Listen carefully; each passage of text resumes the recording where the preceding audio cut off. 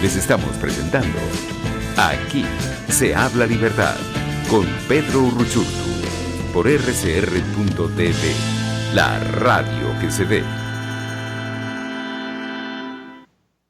Bien, estamos de regreso en Aquí se habla libertad y como les decía, hoy teníamos un programa a la par de la editorial que ya hicimos.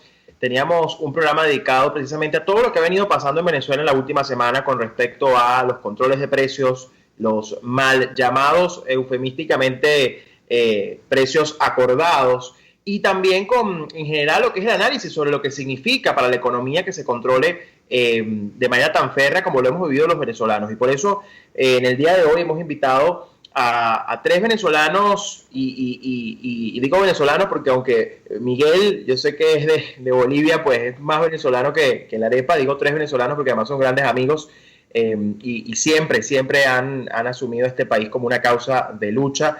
Ciertamente he invitado a estos tres amigos que cada uno además tiene un ámbito en particular de desempeño, de análisis, para entender la magnitud de lo que puede ocurrir en Venezuela después de estos años de devastación, pero además luego de esa matriz de opinión que se intentó sembrar en el país de que el régimen venezolano se estaba abriendo a la economía, de que se estaba liberalizando y de que había un cambio porque el régimen buscaba su supervivencia a partir de la apertura económica. Y pues pareciera que todo eso va quedando enterrado y se demuestra nuevamente cuál es la verdadera intención de un régimen como el venezolano. Y por eso entonces hemos invitado a Miguel Velarde, quien es economista, asesor político, asesor del Congreso argentino, director del portal Guayoyo en Letras. También hemos invitado a Javier Chirinos, dirigente político y coordinador de 20 en el Distrito Capital, educador también, y también a Melquiades Pulido, ingeniero, economista y coordinador de gestión pública de 20 Venezuela, porque la idea es analizar lo que está ocurriendo en Venezuela desde una perspectiva integral, desde lo económico, desde digamos, lo social, del liderazgo político y también desde lo empresarial y de cómo las empresas, los empresarios honestos, que los hay, los sigue habiendo en Venezuela, pueden enfrentar esto y sobre todo qué les espera. Así que bienvenidos a todos y gracias por acompañarnos. Gracias, Pedro. Un saludo a todos. Muchas gracias, Pedro. Hola, Pedro. Gracias por la invitación. Gracias a ustedes. Comienzo con Miguel desde la perspectiva económica y quiero además que, digamos, hagamos comentarios breves de 2 o 3 minutos cada uno. Primero comienzo con Miguel, luego con Javier y luego con Melquiades. Un poco su visión de lo que esto representa, lo que ustedes han venido percibiendo en la opinión pública y en la gente a través de estas medidas, desde el sector económico, en la sociedad y en el sector empresarial. ¿Y cuál es su lectura de esta nueva arremetida del régimen que hoy vemos prácticamente sin ningún tipo de piedad contra lo poco que produce todavía en Venezuela? Miguel. Pedro, primero, gracias de nuevo por la invitación y una vez más quiero saludar a Melquiades, a Javier y a todos allá, que es un placer compartir estos minutos con todos ustedes. Bueno, primero no es nada nuevo ni debería ser sorprendente lo que estamos viendo con el régimen chavista en Venezuela. Lo que sí sorprendía era que hasta hace pocas semanas había gente que se felicitaba porque el régimen había empezado a entender que se debería abrir la economía, que debería darle espacio al sector privado, a la empresa, etcétera. Y eso no era más que, como lo habíamos advertido también, incluso conversando contigo en tu programa en su momento, nada más que una burbuja, una pequeña válvula de escape donde ellos querían, por uno u otro motivo que no vale la pena profundizar acá, meter algunos dólares a la economía venezolana, a un pequeño porcentaje de la economía venezolana, en algunas contadas ciudades, pero la realidad es que el modelo económico que en Venezuela se ha implantado desde prácticamente la llegada de Chávez al poder es el mismo que ahora solamente se acelera y se profundiza como se viene haciendo desde hace años y que tiene como un único objetivo que desde hace años de nuevo es así, que es político, que es eternizar a este régimen chavista en el poder y, como ha pasado desde hace tiempo, utilizan la economía con objetivos políticos y por eso el resultado económico siempre es desastroso. Más controles significan menos libertad y menos libertad significa mayor inflación, mayor escasez, cierre de empresas, pérdida de empleos y todo lo que hemos visto ya en los últimos años en Venezuela y que vamos a seguir viendo si es que no hay un cambio político. Nada de esto debería sorprendernos. ¿Y qué es lo que va a pasar? Simplemente lo mismo que ha venido pasando, lamentablemente, solo que un poco peor. Gracias, Miguel. Javier, voy contigo ahora, tu análisis de tu curso con la sociedad, ¿no? Tu permanente contacto como dirigente político y en contacto con las comunidades de Caracas. ¿Cómo la gente ha recibido esta noticia? Porque pareciera que la gente ya de una vez sabe lo que significa la palabra control, ¿no? Colas, frustración, volver a una situación que no es que se había calmado, pero que de algún modo la gente había comenzado a sobrellevar y ahora pues entienden que el régimen pues siempre hace lo mismo, ¿no? Sí, bueno, quiero agradecer el espacio, tener la oportunidad de compartir este panel con Miguel y con Melquiades, es un honor para mí, bueno, un saludo para ambos.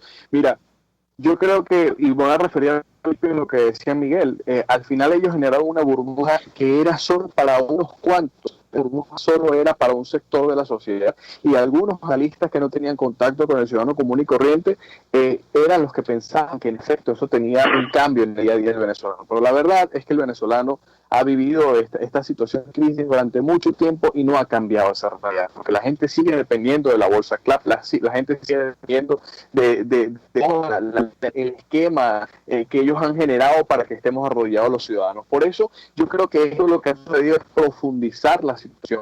Esta crisis que se acrecentó en estos 2 meses, pues es la profundización de lo que ya estábamos viviendo los venezolanos, y hoy día el venezolano, bueno, sigue padeciendo esta realidad, sigue padeciendo ahora con una nueva problemática que es el coronavirus, pero en efecto la crisis de la comida, la crisis del agua, la crisis de la basura, la recolección de servicios, la crisis de toda la crisis de gasolina, son cosas que ya estábamos padeciendo los venezolanos y que evidentemente es consecuencia de las políticas que se han generado durante 20 años. O sea, nosotros no podemos hacer como que ellos intentaban generar una burbuja, no, al final ellos lo que estaban buscando era sobrevivir, tener un oxígeno dentro de todo esto, y nosotros los ciudadanos somos más afectados porque ese oxígeno, esos bodegones y eso no llegaba a la gente de la Cruz de Carapita, no llegaba a la gente del barrio El Cardón, no llegaba a los sectores como tal, porque al final la gente sigue padeciendo esta realidad. Esto lo que eso ha hecho es destruir las capacidades de la gente que menos tiene, de la gente que tiene menos posibilidades, y ha profundizado las oportunidades para los que están allí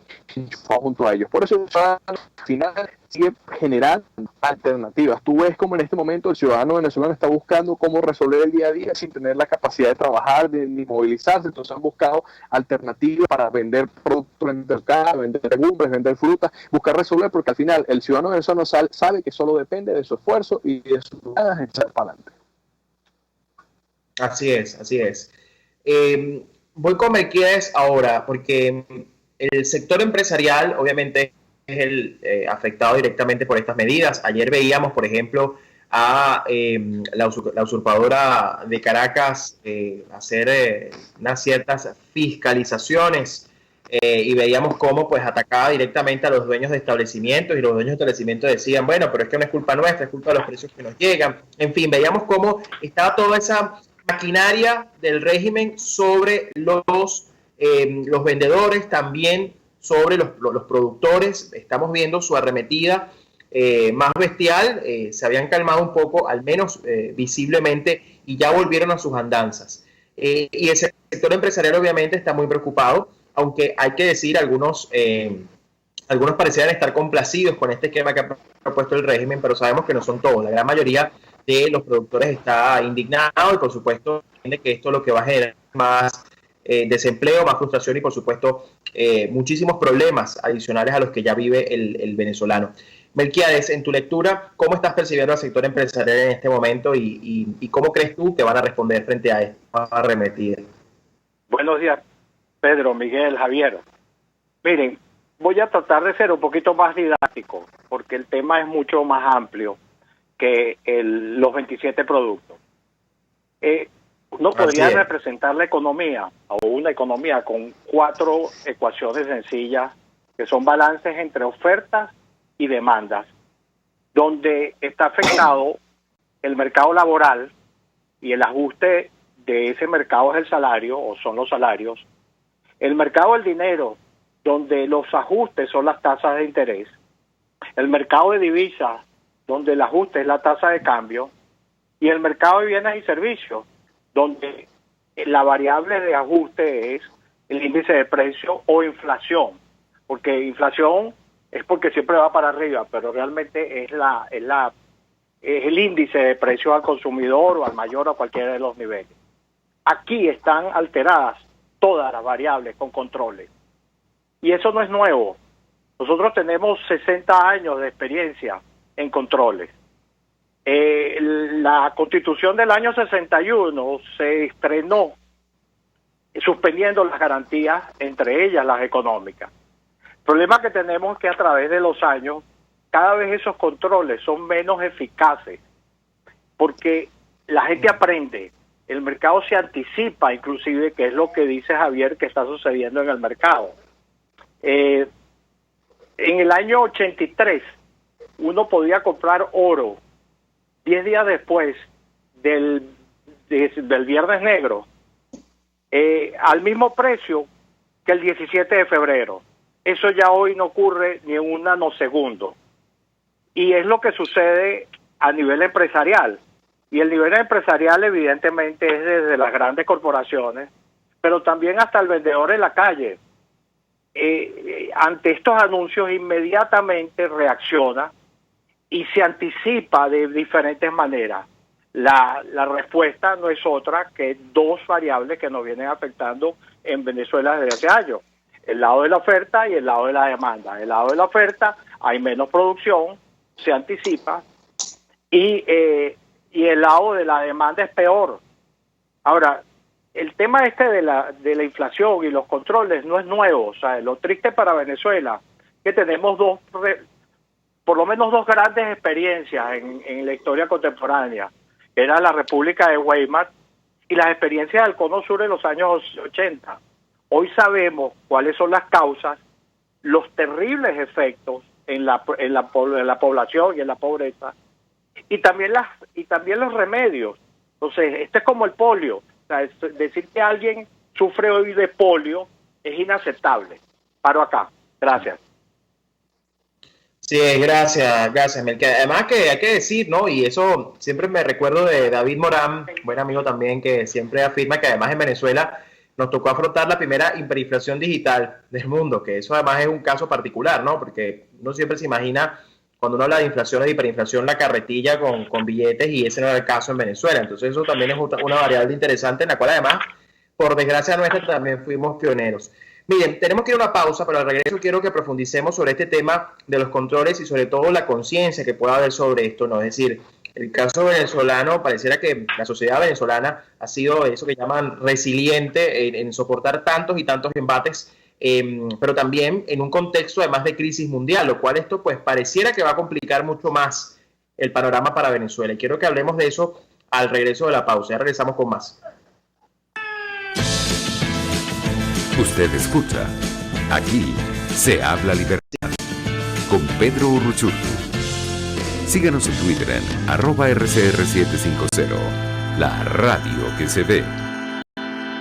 Puede seguir nuestra programación a través de rcr.tv, la radio que se ve. Es una empresa que cuenta con un equipo de físicos, médicos, ingenieros, arquitectos y técnicos que brindan protección y seguridad radiológica a todas las clínicas. Serovka también ofrece capacitación al personal médico, técnico y de enfermería, así como la divulgación científica a pacientes sobre radioterapia, medicina nuclear y radiodiagnóstico. www.serovka.com y en las redes @Serovka. Serovka, empresa líder en protección radiológica con cobertura en toda Venezuela, América Latina y el Caribe. Informe RCR presenta titulares.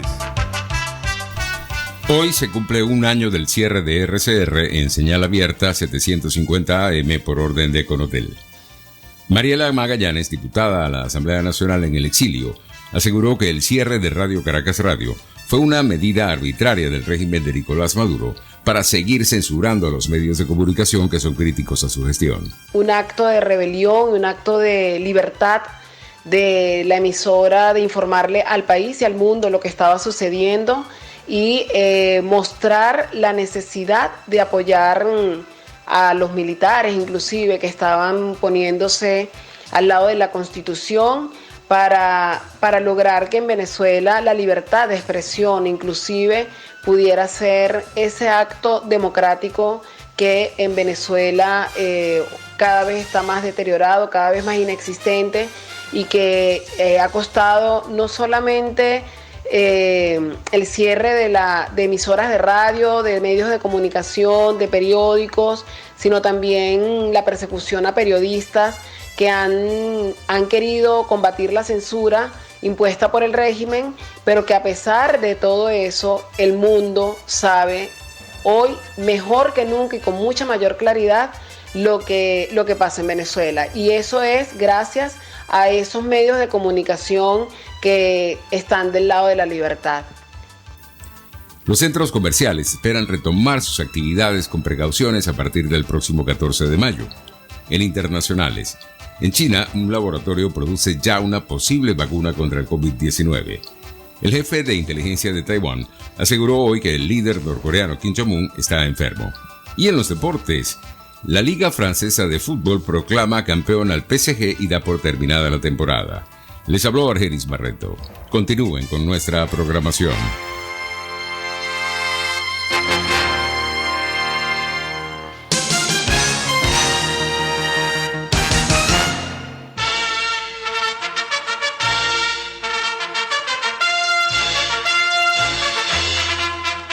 Se cumple un año de la salida del aire de Radio Caracas Radio. Ha sido un año de perseverancia, de tenacidad en el mantenimiento de una institución que representa los valores de la democracia y del pluralismo. Sabemos que el contacto es con un público más pequeño que el que teníamos cuando estábamos al aire, pero igualmente valioso y rico. La experiencia de la interlocución a través de los chats, de las redes, ha sido extremadamente importante para todos nosotros y extremadamente importante para mantener en pie este pilar de la democracia y el pluralismo y la libertad que es Radio Caracas Radio. Agradecemos muchísimo a este público su respaldo, su apoyo en la defensa de los valores que Radio Caracas representa, y con toda seguridad volveremos a encontrarnos en el aire con el público amplísimo que merece Radio Caracas y que la está esperando con mucha ansiedad.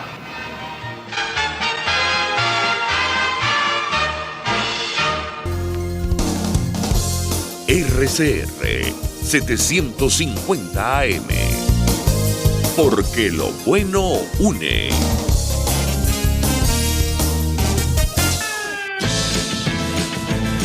Les estamos presentando Aquí se habla libertad con Pedro Urruchurtu por rcr.tv, la radio que se ve.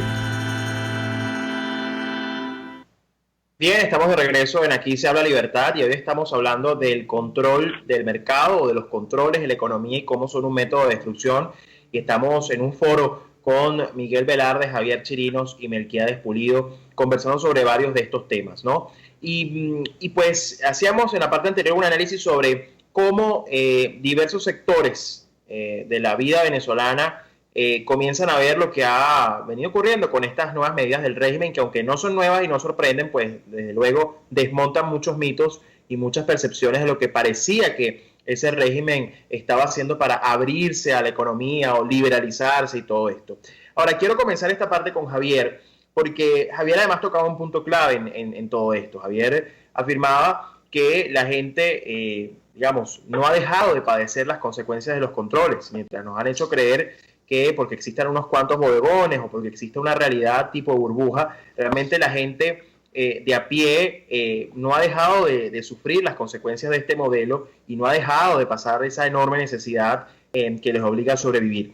Ahora, Javier, la pregunta que hay que hacer acá es, ¿la gente está consciente de que lo que necesita es libertad? ¿La gente está consciente de que la responsabilidad de su tragedia obedece a una serie de controles, a una serie de medidas que lo que quieren es hacerlos miserables, y entienden además que es solo la salida del régimen la que puede hacer verdaderamente libres? ¿Qué espera la gente hoy de lo que está ocurriendo en Venezuela? Bueno, yo creo que hay que separarlo en dos partes. Primero, entender algo. Son 60 años de generación de un papá de papá Estado. El papá te lo da todo, el papá te protege, el papá te cuida, el Estado te lo da todo y tú simplemente te dedicas a hacer ciertas cosas. Yo creo que nuestra labor es generar que el ciudadano debe tener autonomía e independencia en su destino, en su futuro, en su día a día. O sea, eso es importante, que es nuestro rol en este instante. Sin embargo, hay una particularidad, y es que el ciudadano ha entendido que esto lo que ha hecho es mejorar su calidad de vida.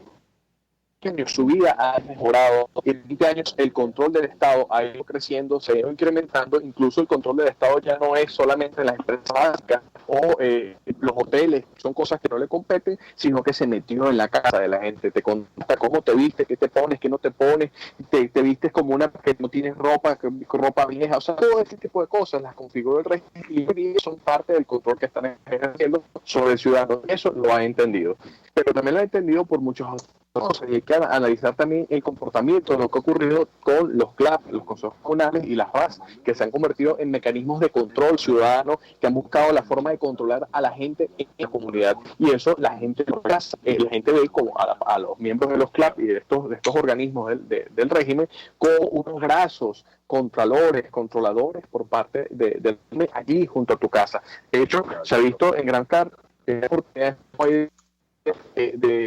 encarcelamiento, de persecución de personas que hacen derechos en las redes sociales. ¿Y quiénes son los que denuncian a las personas en el Facebook o en el WhatsApp? Las mismas personas que están allí cercanos, personas que forman parte de la comunidad. Entonces, la gente sí entiende que para poder salir adelante, para poder superar esto, para cambiar esta realidad, necesariamente debemos tener libertad. Necesariamente debemos tener libertad para todos aquí, nosotros gobernemos.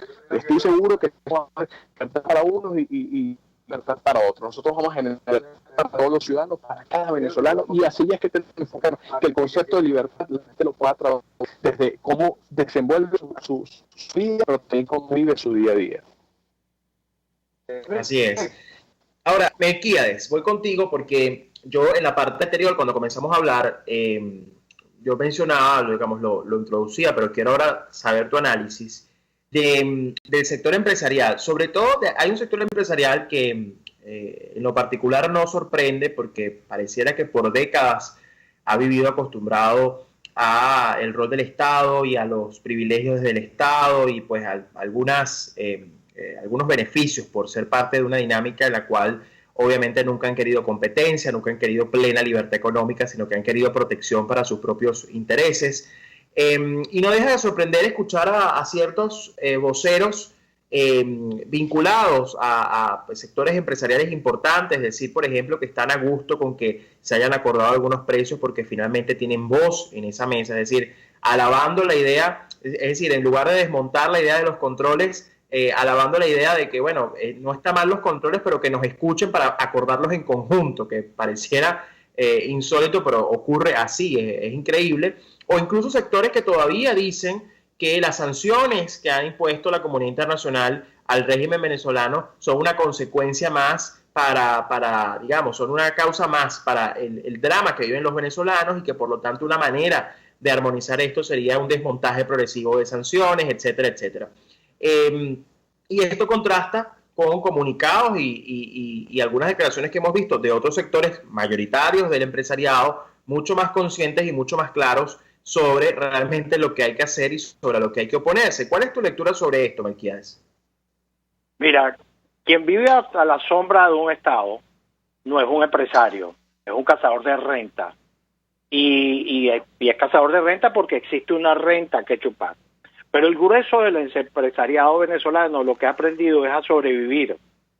El privilegio sería estar en libertad, en un ambiente de progreso y que genere beneficios para todos, donde yo pueda desarrollar mi empresa y tenga un consumidor que esté capacitado para comprar mi oferta.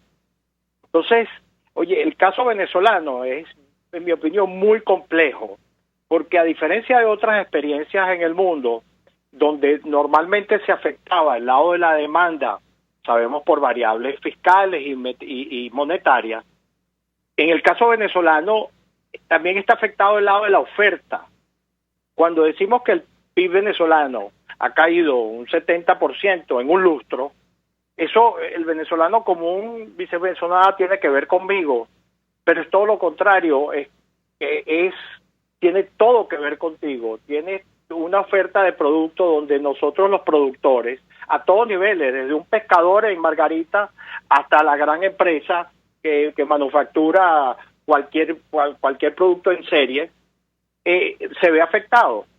Entonces, aquí hay que trabajar el tema de la oferta, y el tema de la oferta se trabaja con una cantidad de variables y evidentemente el de la demanda, pero cosas como disciplina fiscal, disciplina monetaria, todo eso es importante. Pero lo más importante tiene que ver con la confianza, que no es más que las expectativas que tienen cada uno de los actores económicos.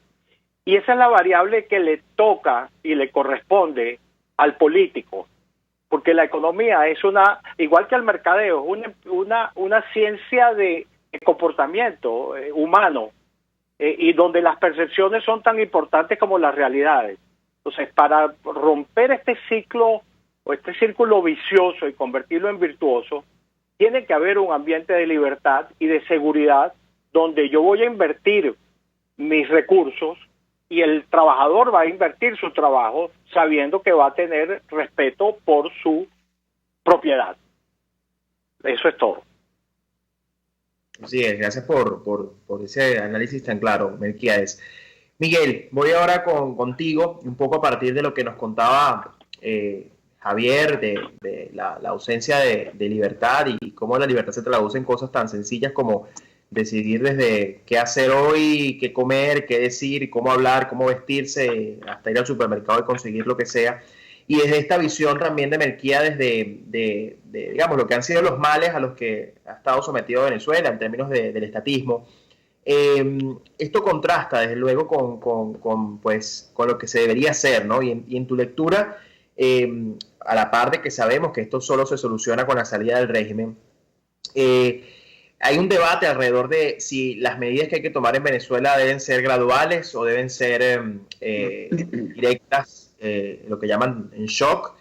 Y además también quiero tu lectura frente además de ese análisis, tu lectura frente a lo que puede significar para Venezuela un contexto como este de persecución al sector privado y obviamente de ataque a lo poco que se puede consumir en Venezuela, a la luz de también una crisis mundial como la que estamos viviendo con la pandemia, y cuáles serían las consecuencias reales, palpables para un país como este que está tan lleno de incertidumbre.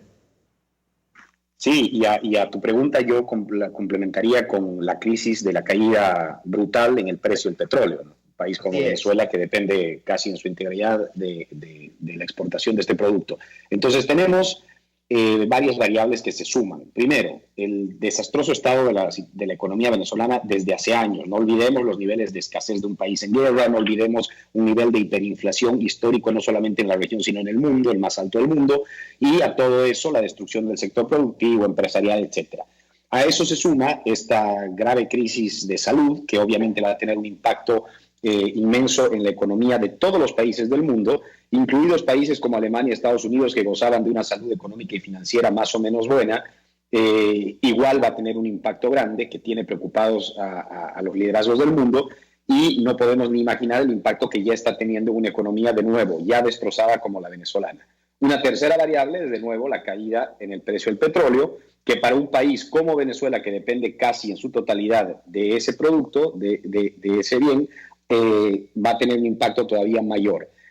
Y con esto respondo concretamente a tu pregunta, Pedro. Nosotros ya no tenemos tiempo para gradualismos. Estamos ya muy tarde para rescatar y empezar a reconstruir la economía en Venezuela.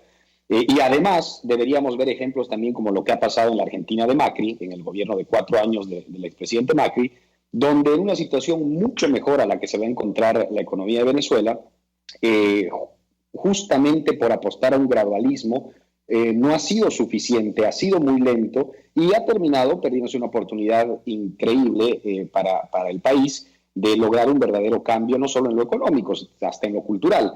Y eso no puede pasar en Venezuela. Cuando nosotros tengamos la oportunidad de darle un giro a la economía y al destino del país en general, tenemos que hacerlo desde el primer día y lo más rápido y lo más contundentemente posible, porque de lo contrario, los resultados también van a ser más lentos y no vamos a poder consolidar ese cambio. Yo creo que Venezuela ya está tarde para el cambio y eso nos lleva a que tomar la decisión sea mucho más fácil que en otras partes. No tenemos tiempo, estamos tarde y sería ingenuo pensar en hacerlo lentamente después de tantos años de atraso que llevamos. Sí, y rápido, Miguel, una pregunta muy, muy breve. ¿Tú crees que esta crisis que se avecina, que se profundiza en términos de estas prácticas del régimen, se lleve por delante toda esta percepción de lo que llaman la Venezuela bodegónica?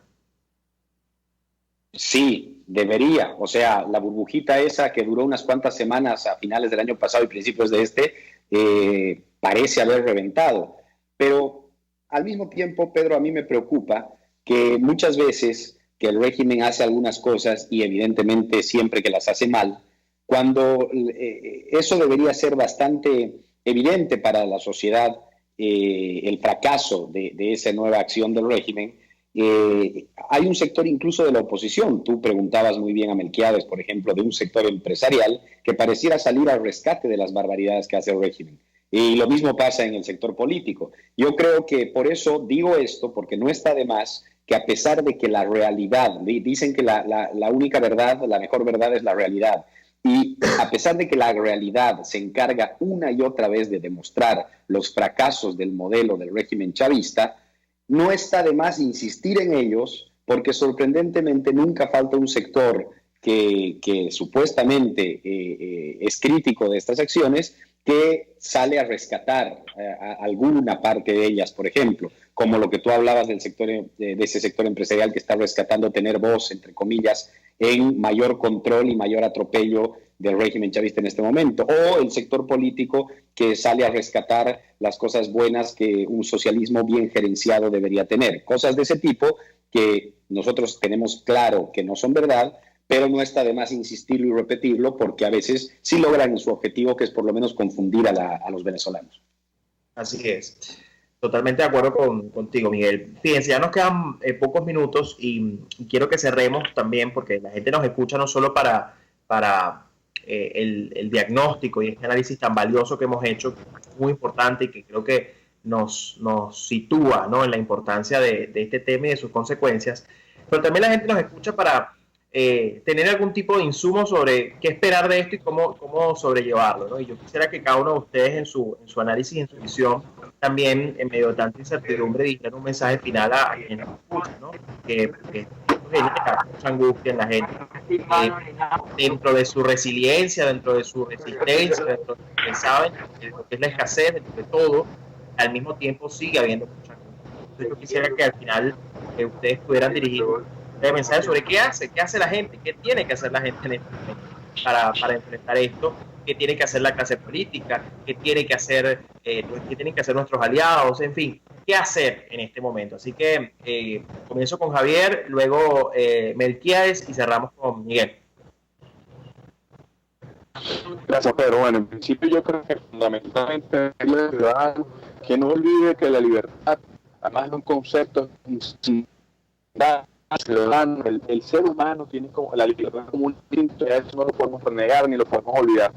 Como hemos visto, como a pesar de la pandemia, se expone, puede garantizar la confianza, el crecimiento, parte de la libertad. Por eso es importante que nosotros lo hablarle a la gente, mostrar el camino correcto, por supuesto, cuidándonos, teniendo la capacidad de acompañar en este momento. La única forma, esa verdadera verdad, la única forma que nos permite salir de esto es saliendo de este régimen que busca apartar incluso ese instinto básico que es la libertad. Por eso a los ciudadanos tenemos fuerza, tenemos resistencia, tengamos capacidad de aguante porque dejamos tal vez. Melquiades. Mira, lo más importante aquí son dos variables. Una es solidaridad a todos los niveles, familiar, de las comunidades. Estas situaciones nos llaman a ser solidarios con nuestra gente alrededor. Pero también lo más importante es exigencia a nuestros líderes, a nuestro liderazgo, y realmente apoyar a aquellos liderazgos que tienen una dirección que te convenzan y que sean inequívoca para dónde te llevan. Entonces, yo creo que son las dos variables y lo que podemos hacer a nivel individual. Miguel. Sí, yo también solamente puedo rescatar tanto lo que dice Javier como Melquiades. O sea, primero hay que organizarse con lo poco que se tiene, hay que resistir, que es lo único que se puede hacer en un momento como este. Pero mientras se resiste, también hay que tratar de tener la mayor claridad posible, porque primero, si partimos de la base de que la única solución a los problemas económicos, a los problemas de salud, a cualquier tipo de crisis, de educación, en cualquier ámbito que uno pueda pensar en Venezuela, es el cambio político y la salida del régimen chavista del poder, entonces tenemos que dar el siguiente paso y reconocer quienes apuestan a que se dé en efecto esa salida del liderazgo político, del liderazgo social, y quienes no.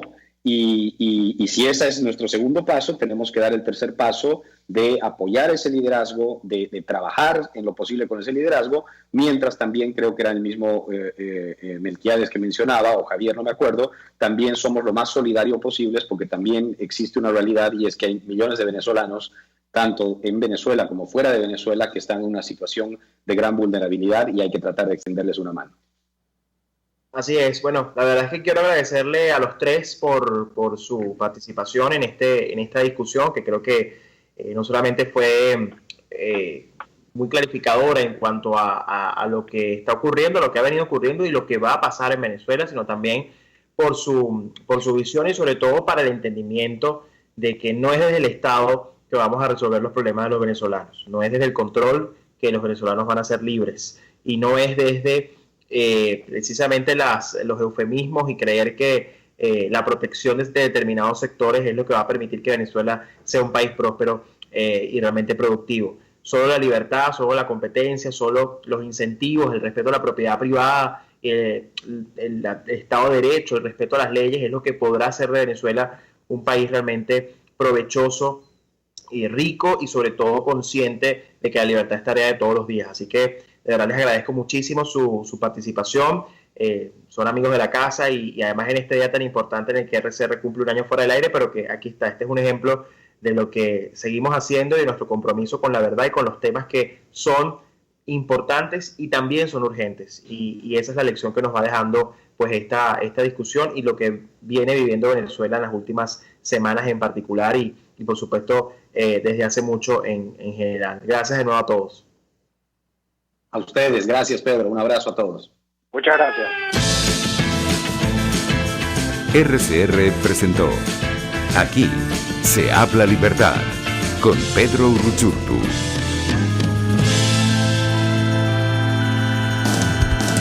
RCR